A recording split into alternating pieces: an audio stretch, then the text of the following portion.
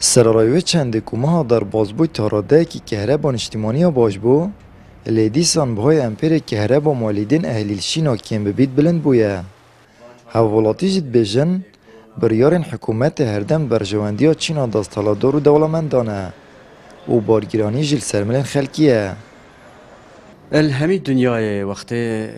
بریار تندان بری هر تشتکی جینوجیا را حوالاتیا برچفته تورگتن لجه داخل دفمت درز برو واجبه یکیه دسح کنه کاد سودمندن یکی دولمند و حکومت بن و همی تشتک دت سر فقیر و جاری راه تشکاندن اف قناغانو که کردستان طایبت دهوک تدا درباز بیتن نبونا موچا نبونا کاری لی مخابن بریارت وان بی بنمانه بریارت وان بی دیراسنه ادوی دیراسه بیتا کرنه کاده چاوا آلیکاریا خلکی کن نده چاوا بارگیرانی سر خلکی کن نینر خودان مالیدن اهلیل دهوکت بیجید دمجمرین پیدانا کهربان اجتماعی دهوکی کمترن شن هبلر و سلیمانیه اتهمان دمجدا حکومت برهفنینه بشک بهای امپیر کاره ببستوی خوبه بگیرید ایکی حف و سی و ایکی حف 205 بود 208 ساعت آمه کار با مالدا کریم معدل بیت 8.36 دقیقه بها 9000 ربع در کتیه فرقی آمد گل سلیمانی 210 ساعت کاره بیت هین بهای و 7500 دینار فرقی آمد گل سلیمانی اوه بو کاره بان اجتماعی زیده دنن سلیمانی مداخاز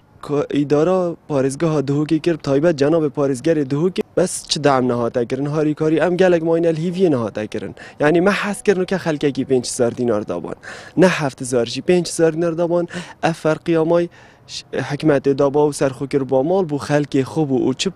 حکمت نت ها د خارجی و خدمت اگه ببسیط بو یا بچیک بو خلکی بکد و به راتبیه دا نکر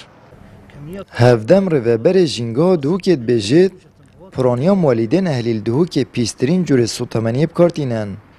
لیلیجنا مالیدا بهای باشترین سوتمنیت بازاری دا بو بهای امپیری دست نشاند کرد باشترین گازوایل کاتسی که دا چند در نرخوی تیتا دستشان کرن دمی اف سعر امپیر تیتا یعنی دیار کرن